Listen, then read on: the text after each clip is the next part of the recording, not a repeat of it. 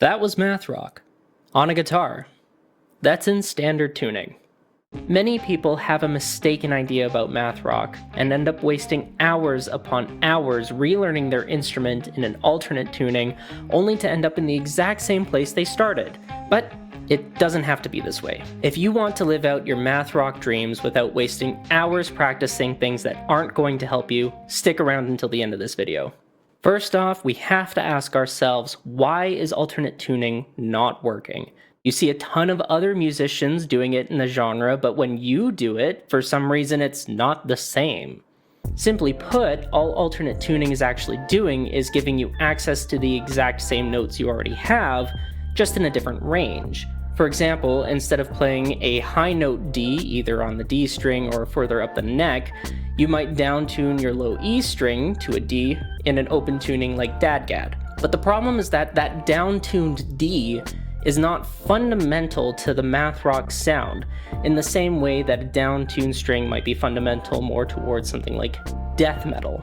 Having that low, grungy tone in those deeper, darker metals is almost essential to getting the sound right, but that's not really the case for math rock. It's not exactly a fundamental component of the genre, which is why alternate tuning just doesn't have the same effect in math rock. It's cool, it's interesting, it adds variety, it lets you access new sounds, but it's not a core aspect. And that's the important part. In order to get that math rock sound, you have to understand what makes math rock, well, math rock.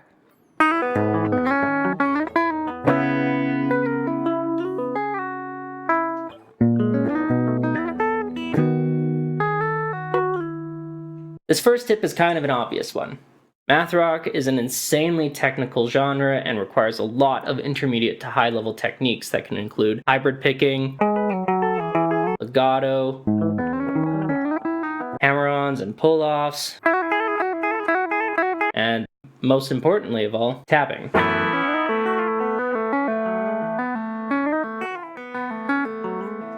Each one of these skills is highly technical, and it's worth spending the time learning each one individually and trying to incorporate it into your playing slowly. By doing so, you'll eventually start to get that math rock sound. These technical skills are super important to math rock.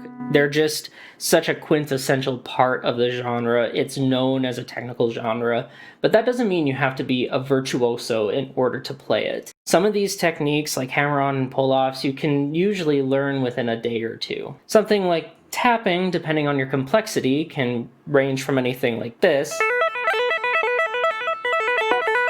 which I would argue doesn't take too long to learn, to something a little bit more complicated like,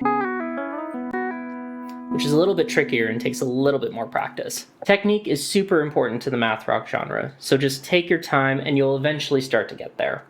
While all these techniques are super impressive, without something to ground them, it's just guitar noodling. These next two tips will help give you a little bit more direction and structure while you're playing. You're either going to love this next tip or you're going to hate it. We have to talk about chords. Harmony in math rock is a little bit more complex than, say, pop music. Depending on what type of math rock subgenre you're working in, that type of harmony can vary a little bit. For example, in Japanese math rock, use of extended chords like 7ths, 9ths, 11ths, and 13ths, and all their variations is incredibly popular, and it probably has to do with jazz's influence on Japanese pop music. Now contrast that with something like Midwest emo, still within that math rock category, but a very different tone.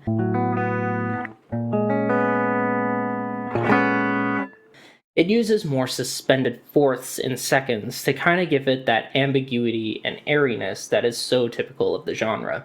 Depending on which chords you choose to use can really affect what subgenre your math rock ends up sounding like, and if you don't have a very clear direction, it can end up kind of feeling lost in the middle.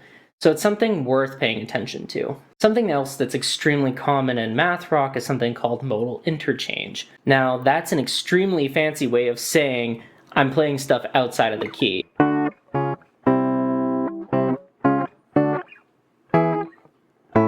This kind of goes along with those chord extensions I mentioned earlier. It really helps you build more complex harmony and convey more difficult to understand emotions. But now let's move on to one of the most fundamental things about math rock, the one trait that earned math rock its name, and that is, of course, timing. Math, timing, rhythm, harmony, 4/4, 8/4, 7/4, fractions. Make sense? Now, the first thing that comes to mind when we think of weird timing in music is odd time signatures, so something like 10/4.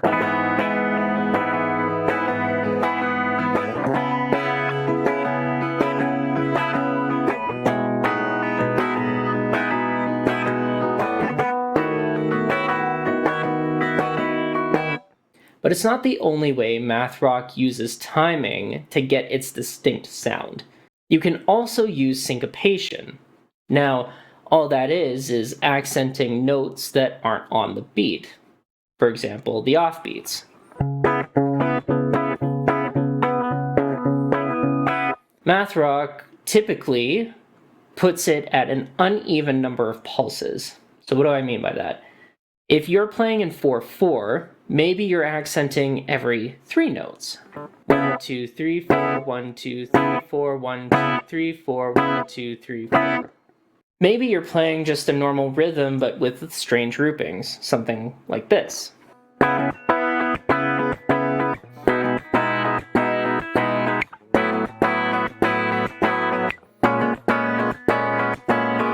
Any types of these syncopations can still give the same illusion that odd time signatures do without having to actually learn how to play odd time signatures fluently.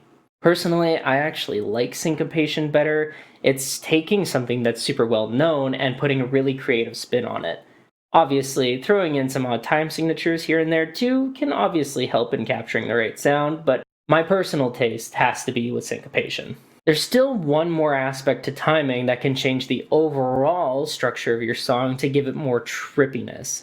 It's called phrasing, and it's basically how many bars is your section. Normally in 4/4 you do 4-bar phrases, something very typical like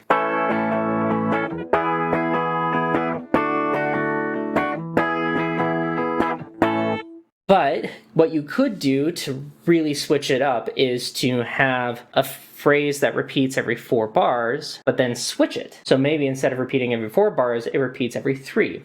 A very basic example of this would be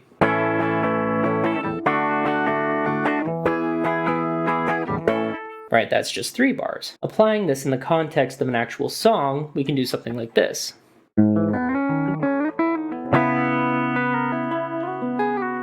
Right, 4-bar phrase. Another 4-bar phrase.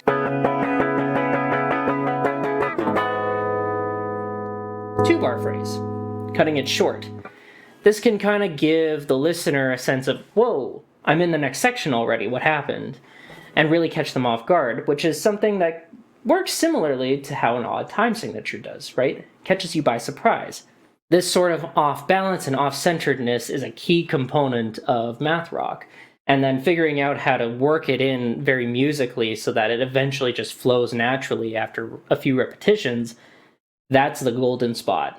That's what you're aiming for. But what if I told you there's actually a 4th tip that can help you write your math rock songs without having to retune? Something that is so essential, yet is so often ignored and overlooked. And that is simply to play standard tuning math rock songs. That's it. How much time have you actually spent trying to learn math rock songs that don't require alternate tuning?